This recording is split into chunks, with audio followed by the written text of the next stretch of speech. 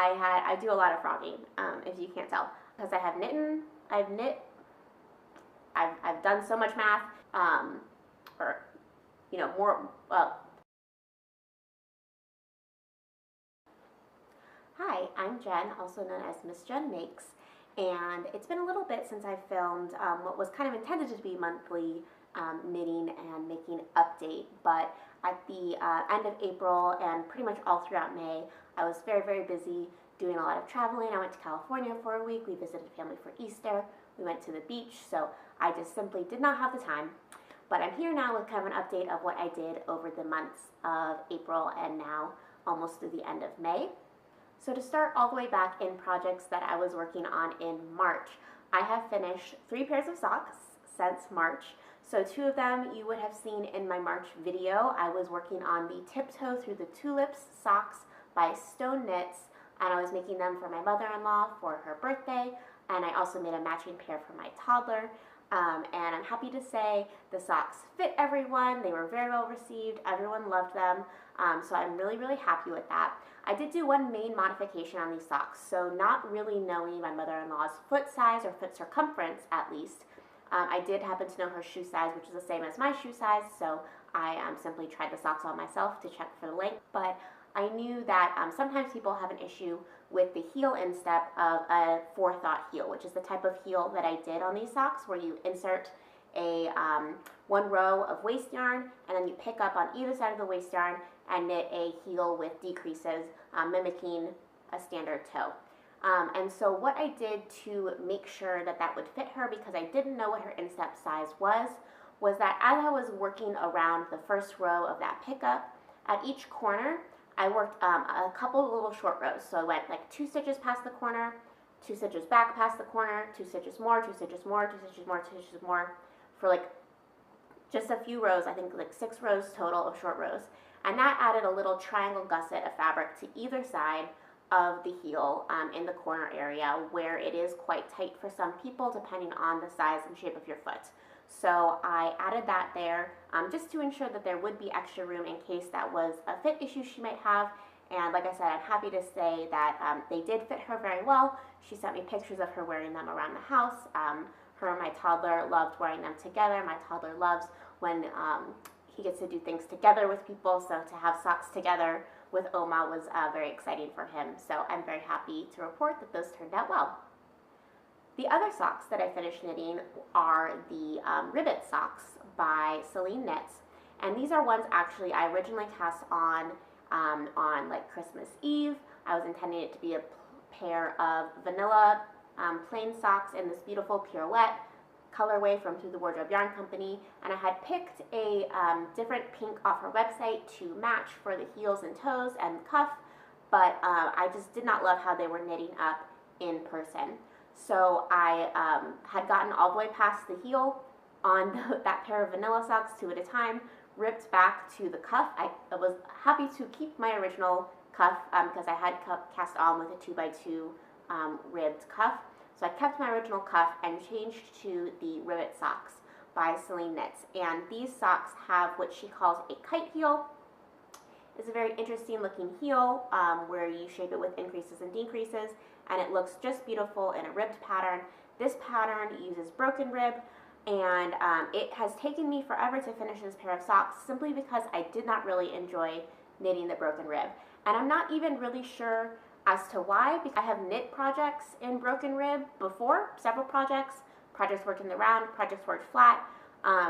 So I don't know why I quite hated it so much this time. I found, especially because I'm typically a combination knitter, I found switching between, on 1 row I would be knitting into Eastern and Western mounted stitches, and on the next row I would be knitting and purling alternatively into Western mounted stitches, as opposed to normally if I'm doing a rib in combination knitting, I'm always knitting into the Western mounted stitches and always purling into the Eastern mounted stitches, and so that's very easy for me to just kind of lose myself and find my flow, and that was not working in this. But as I said before, I've knit projects in broken rib before with combination knitting, so I'm not quite sure why I found a problem with it this time. Perhaps it's the tighter gauge that I work with for socks. It was just harder to get my needle in the stitches and switching it up that way, but I wound up switching to working entirely with a Western stitch mount, so counterclockwise wrap for the knits and the purls. And so that was not as enjoyable because since I'm a combination knitter, I obviously don't enjoy wrapping my purls counterclockwise. But I had kind of paused almost right at the end of the heel and then just didn't really get anywhere. And I used some of that travel time with all the traveling that we've been doing to finally finish the sock and finish the toe. I do feel like the texture helps the two colors that I didn't originally like together blend together better. It uses the same color pirouette for the heel, so that's not as much of an issue. And I am really happy with these socks now. I still have plenty left. I think I can do at least a pair of shorties with the pirouette, so I'm excited about that. I also did really love this pattern, even though I didn't love working in the broken rib. I would highly recommend it. She has written it absolutely beautifully. It is a powerhouse of a pattern. It is written so you can use almost any gauge, and it has all these tables to help you find what size to knit based on your gauge. You can knit toddler socks with it, you can knit adult socks with it. I had mentioned in my last video that I have extra sock yarn now because of my mishaps in picking colors for the to go through the tulips socks that I made. I think I'm actually going to use the DK weight sock yarn that I had mistakenly bought for that project to do another pair of ribbed socks, but this time I will do it in regular 2x2 rib, not in broken rib, because that almost broke me. So that is probably what I'm going to use that yarn for. I don't have, probably wait till the fall to knit those. That's when I'll be wanting a DK weight pair of socks anyways. But I really like the pattern. I highly recommend it. I just, for some reason, hated working the broken rib. So, but very happy to have finally finished these because they've been on the needles for a long time in one form or the other. Working kind of chronologically in terms of what I was working on more towards the beginning of April is my Jenny jacket by Petite Knit, and this is looking almost done. However, unfortunately, it is not almost done. I literally have just a couple rows left before it instructs you to start shaping with short rows the back of the neck to raise it up and finish off the collar, but I have tried it on, I've compared my math, and I am not happy with how it is fitting currently. It's hard bottom up, but I've done so much math and so much checks that I do think it's not going to be a good fit. And that is because based on my gauge and my math and her gauge and doing the math from the pattern and how many rows it tells you to knit, I am guessing that the depth of the armhole is only going to be about 8.5 inches, which is very, very tight. It's almost like an overcorrection from the trend that I kind of see in a lot of knitting patterns right now for there to be like super deep armholes, especially in like circular yoke stuff and oversized raglans. And so 8.5 inches is very tight, and especially when this is intended to be a jacket, something worn over other things, it's going to be really up there in your armpit and very uncomfortable. And I see this when I'm looking through project photos. I see that people's armholes are very tight. For a raglan, this doesn't do kind of the standard only decreasing 2 stitches at either side of the raglan every other round. It actually has a pattern, repeating pattern of decreasing 2 stitches on either side, or for 4 stitches total for several rounds, and then there's one round where you do only 3, you do 2 on one side and 1 on the other, and then you go back to 4.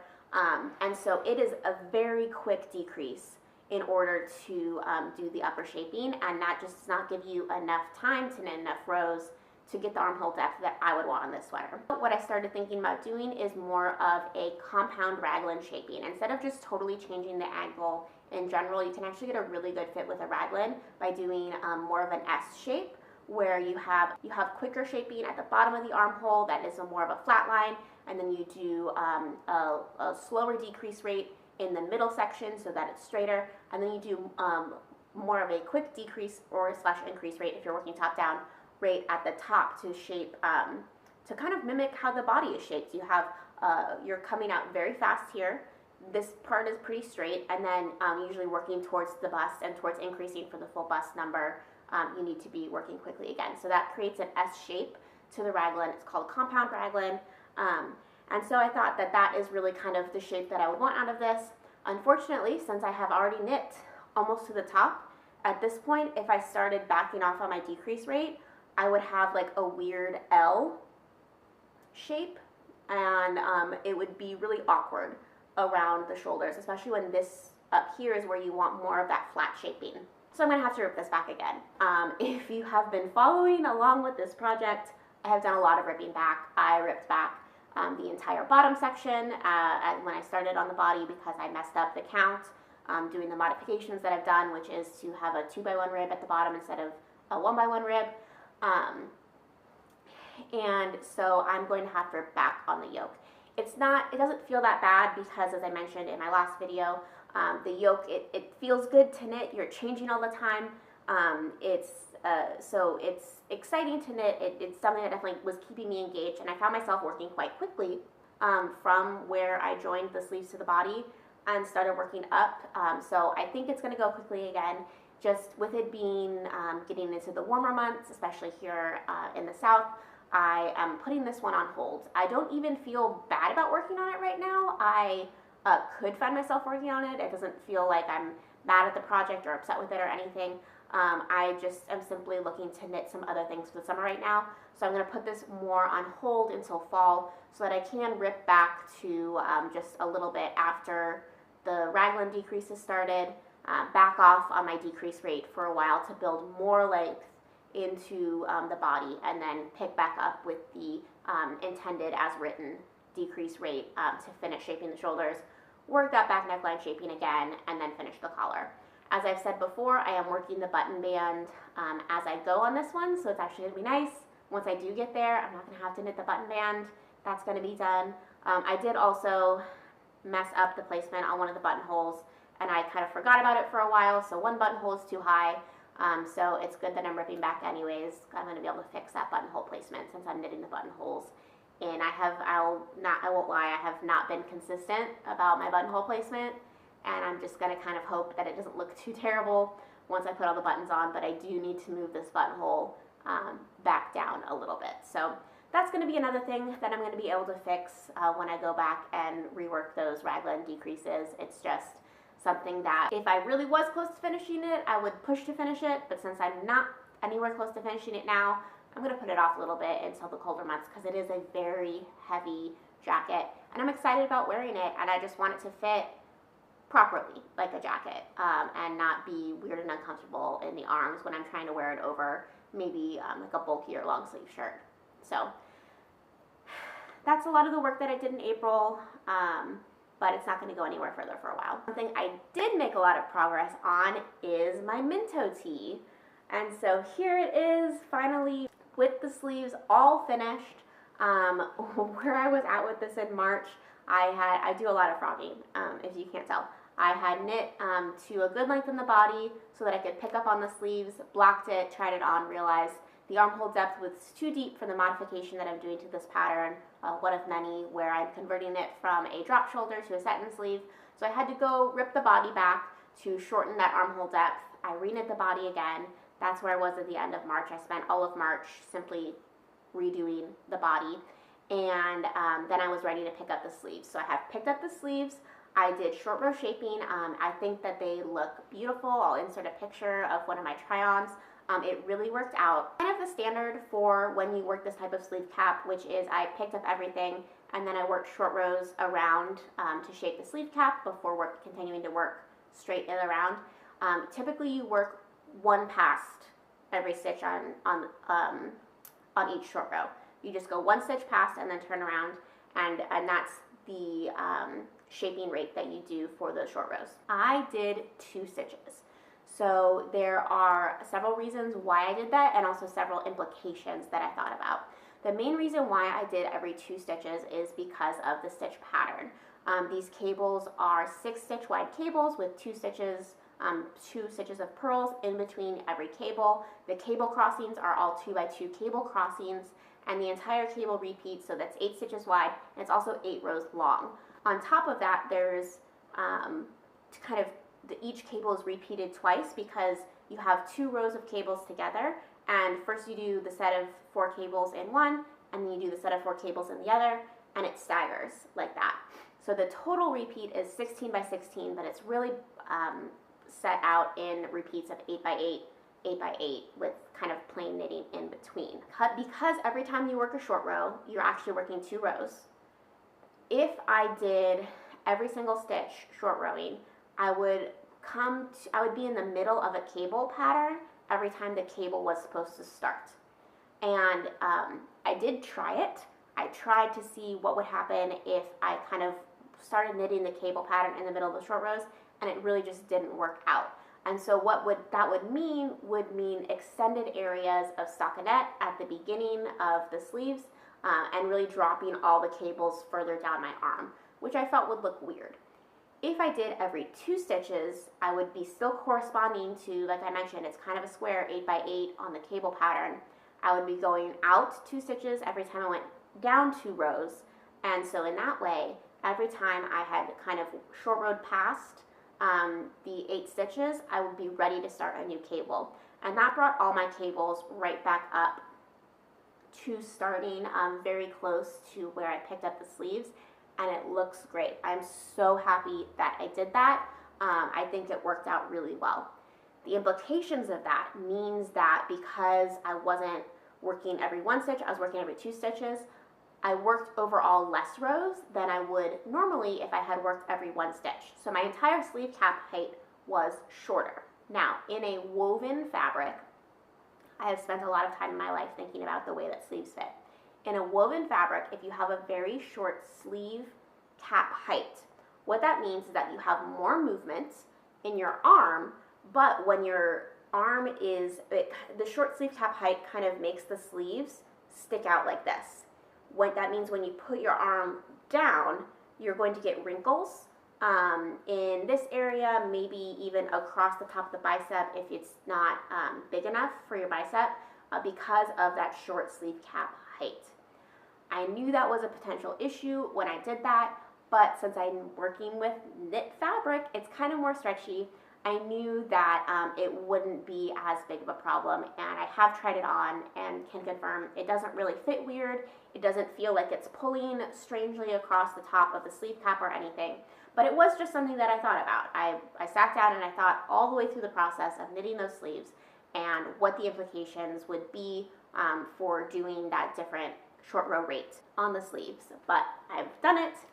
Once I did, I worked each sleeve cap separately, and then once I had finished each sleeve cap, I put them on 1 needle and worked the sleeves down 2 at a time, which is my preference. And I worked an extra long ribbing at the end. Also in all of that, because I don't think I had done this in the last video, I did pick up and knit the collar. I did a 2 by 2 ribbed collar that I folded over, and actually on the inside of it, I did 1 by 1 ribbing, just to kind of try to pull that inside piece in a little bit more, since this is a primarily cotton yarn, and I wanted the neckline to lay nice and flat. I also, since I folded it, I did think that I had, was reserving the rights to put a piece of elastic on the inside if I needed to, but so far, over several try-ons, I have not found out that it stretched out a lot at all, and it's not flaring when I wear it, so I'm very happy with the fit of that neckline. I'm knitting this whole project on size 3 needles, but I went all the way down to a US 1 for the neckline, and so that is a full millimeter smaller, 4 needle sizes, right? Because when you have, when you're in those smaller needle sizes, you have US 2.5, US 2, US 1.5, and then all the way down from a 3 to a 1, which is a full millimeter. Now, a lot of times people recommend only going down 2 needle sizes when you are switching to a ribbing. This yarn is 70% cotton. It has a little bit less elasticity, and I have found a little bit of struggling with ribbing it. Technically there's a rib pattern in the cabling because there's 2 purl stitches in between the columns of 6 knit stitches which form the cable. I was finding issues, especially with that transition between knit and purl. I was finding one of my, I can't remember if it was my first or my second purl stitch was extra loose, and I wound up playing around with the way that I was, the method that I was wrapping my stitches between the knits and the purls, whether I was wrapping clockwise or counterclockwise in order to get everything to line up and work evenly. So I wound up working, I would work all my knit stitches counterclockwise, so that's kind of like standard Western knitting. I would work my first purl stitch counterclockwise as well, and then I would work my second purl stitch clockwise, which is Eastern knitting, and so that one would mount differently. And that transition between knitting the first purl stitch counterclockwise and the second purl stitch clockwise, that wound up pulling that first purl stitch tighter because I wasn't traveling under the needle. I was able to give it a good yank and tighten it up, and that made everything look more even. That being said, I knew that I really needed to work at getting my ribbing to look very neat, so I went down 4 needle sizes so that I could really get a nice tight ribbing, and I think it turned out beautifully.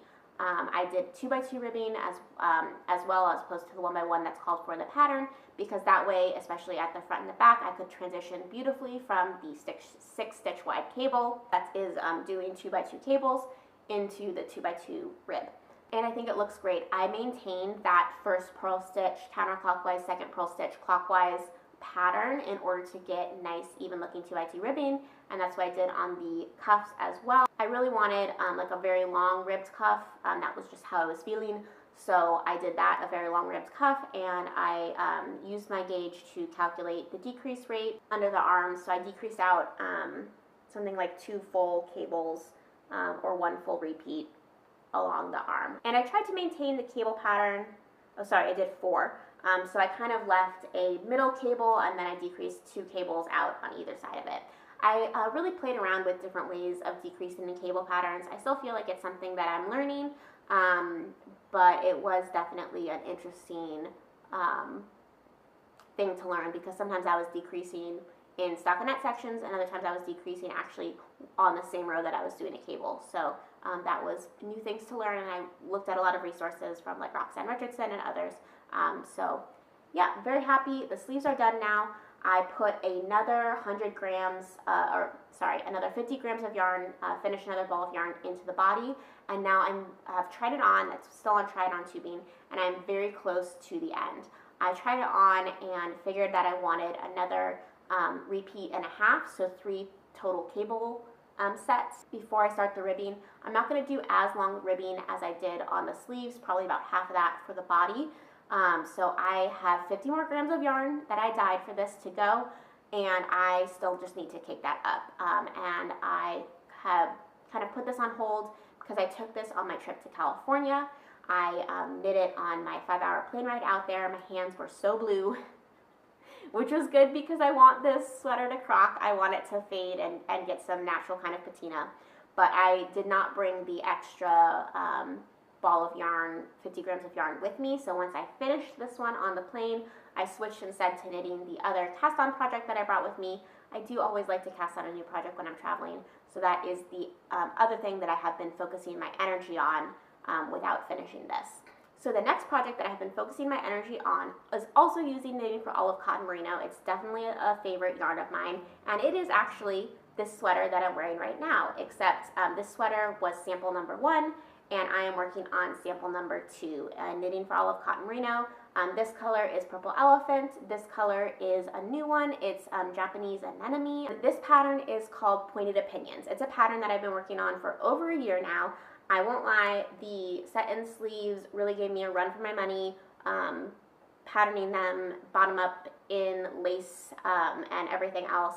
I knit my first sample fine, but once I started to grade it, I was very disappointed with a lot of the instructions that I saw for grading set-in sleeves out there online, because I felt once I did all the math and I followed everything they told me to, in the larger sizes, I would find that the sleeve cap width was almost identical, like only very, very slightly bigger than the smaller sizes in the sleeve cap width.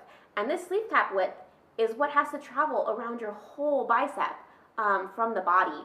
So I just could not imagine that that would actually create a well-fitting sleeve. When I knew the sleeve cap had to increase in width from all the sewing that I've done and all the pattern drafting that I've done from the sewing side of things, I knew that it had to increase in width. And the calculators and the math instructions that I was finding from people online were just not it. And so I actually did like 5 different methods. I made them up and I tried 5 different methods of grading the sleeve cap. I would take all the numbers that I had come up with from my grading and I would actually graph them in Excel so that I could see visually the curve and how the curve changed across the grades, until I found one that I was happy with, where I looked at it and I was able to visually recognize that is a sleeve cap that is shaped the way that I want it to. that is a sleeve cap that has the width that I think it needs in the larger sizes without being like so weirdly narrow, like I was getting with following all these other calculators. So it's taken me a long time to grade specifically the sleeves. I've had to come to a lot of terms with myself in, the fact that I want this to be an accessible knitting pattern for people, for beginner knitters. I think that lace is a lot easier than people make it out to be. I think that lace can be really fun. I think that these lace patterns, there's 2 lace patterns, there's one in the body, one in the sleeves. I think that they are very good beginner lace knitting patterns. They only use one type of decrease. They have what I think is very easy to memorize repeats. Each one has a resting row, so you're working increases and decreases for one row, then a resting row.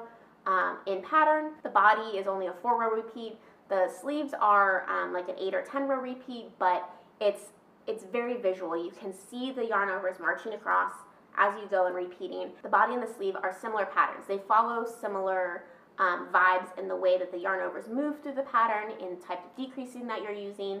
And so I felt like they were just very well matched. And I do believe that this is a pattern that a beginner could knit. The problem is, and what I have talked to other pattern designers and everything else and asked for their advice, a sweater like this, people look at it and they don't think beginner. They told me that this is a pattern that really a more advanced knitter is going to be drawn to. And what I was struggling with was trying to write instructions for a beginner, because I know that beginners hate the instruction continue decreasing in pattern, especially for a lace pattern. It is complicated to decrease in lace. And so while I felt like the lace pattern itself, when you're not increasing and decreasing, is very simple and very basic, the shaping parts of it, when you're at the top, shaping the arms and the sleeves, is very complicated. And so I was trying to hold everyone's hand through that process. And then I learned the reason that patterns don't do that for lace is that it's almost next to impossible to write. It's not next to impossible, it's just next to impossible to write in a way in which standard knitting patterns are written, where you take everything down to the lowest common denominator and instruct the knitter to repeat that pattern, because every size is going to decrease a different number of stitches, so they're going to start on a different stitch of the pattern. Maybe some people start on stitch 1, some people start on stitch 2, then 3, then 4. And so they're all going to have different decrease instructions in terms of how to maintain the pattern around the decreasing in a way that doesn't make it so you can just say, put all the sizes next to each other. Every size would have to be its own set of instructions. And I'm sure some people would appreciate a pattern written like that. I'm sure there are some pattern designers out there who would enjoy writing a pattern like that, where you write literally every size independently and you don't put all the sizes together, but that was not the pattern that I was looking to write. And so that was really holding me up. It was actually talking to people at the Carolina Fiber Festival, where I wore this sweater, that really helped me to let go of that conflict that I was having inside, where like I wanted to write a beginner-friendly pattern, but I was not writing a beginner-friendly pattern. And people telling me how complicated this looked and how amazing they thought it was, but how they couldn't believe that me and my best friend who was there with me, who her very first sweater she ever knit was a lace sweater as well. We both love lace knitting. And they couldn't believe that was her first sweater that she had ever knit. And it just helped me really see that even though I think this is a beginner pattern, other people don't think it's a beginner pattern. And so that helped me to let go of it, because I'm not trying to become a professional knit designer where that becomes my sole source of income or anything like that. I am very happy in my career. If you don't know, I work in the textile industry. I run an education program. I'm incredibly passionate about it. And knitwear design is something that connects me to something I really loved at my education. In grad school, I studied the machines that would knit these sweaters. That was my focus in grad school. So I really love knitwear design, and as I found myself moving, I started my career in technical knit design, or product development, technical knit product development. So I wasn't designing pretty sweaters, I was designing medical products. But I got to think in knit stitches.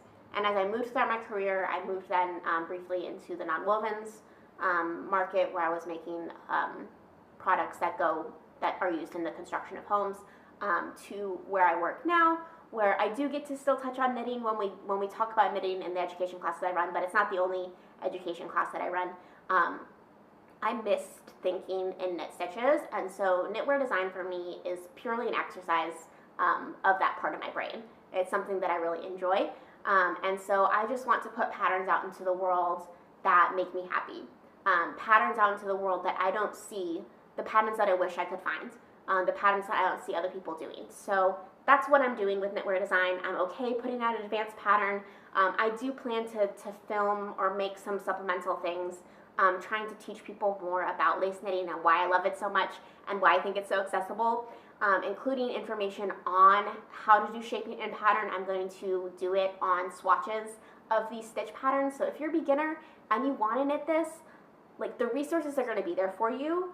It's just not going to be written, but that's okay. It's going to be something that you learn, and I'm really excited about that. On my trip to California, I cast this on, and I knit the body all the way up to the sleeve, because it's a bottom-up pattern, as most lace patterns are. I knit the body all the way up to the armholes in 1 week. This lace pattern is so fast, and it's not just that I'm an exceptionally fast knitter. It only uses one type of decrease. It's a 4-row repeat, very easy to memorize. I constantly find myself, I didn't realize I was already at row 2. I've already zoomed through all 4 rows of the pattern. It's a larger needle with a finer yarn. It makes a more open fabric. So it's very fast. So I knit the body, the bottom of the body to the armholes in 1 week. Then I knit the top section in 1 week. I had to redo this one. I found an error in the pattern, which I was super excited about finding an error, actually, because it meant that I was doing the close read of my own pattern that I wanted to. So I found an error, so I had to re-knit this part like 3 times, but I did it. And now I'm working on the sleeves. I'm working the sleeves, again, 2 at a time, as I prefer to do. So I have not gotten super far on these, but we're about to do some more traveling. I'm traveling solo with my toddler, so we will see if I get any knitting done at all or not. I do normally love to knit on the plane. So I'm knitting the sleeves right now. And yeah, doing the close read of my pattern, I totally changed how this sleeve shaping is going to be from this one, because this one was kind of based on vibes, and this one I had to find math that would work across multiple sizes throughout my grade. It's going to be a totally new sleeve shaping on this one. Been working on that, and that's the main thing that I've been focused on, is knitting the second sample. Like I said, going to the Fiber Festival really reinvigorated my passion for this project, so I'm really happy with it, and I will be sure to follow me on Instagram and here to see more updates about this pattern. It'll still probably be a little bit before I manage to get it published, because I want to finish my sample and go through tech editing, and I have had a couple people tell me they wanted to test it, so we'll see how that goes. But yeah, this pattern is called Pointed Opinions, if I haven't already mentioned it, because of all of the points that are in it. It has these long dramatic sleeves, but does have an option for more wrist-length sleeves if you don't want to be ridiculous like I do. So yeah, that's what I have been working on. The one non-knitting related thing that I have been working on over these past month and a half, 2 months, is I made a swimsuit. I have spent several years thinking about making my own swimsuit, because I have just not been happy with what I find available for purchase. And so this was the year that we had 2 beach trips. We already went on one. We have another one coming up. I'm looking at a summer ahead at the pool with a toddler. So I finally made my own swimsuit. So this is the Tangled Swim Top from Green Style Patterns, the Unplugged Shorts from Green Style Patterns. So these are like a running short with a curved hem. They have a undershort with a little pocket. Very cool. And then this is actually the Nico top from True Bias, which I have drafted my own raglan sleeve, hacked apart, added a front zipper, all kinds of crazy stuff to make my ideal rash guard.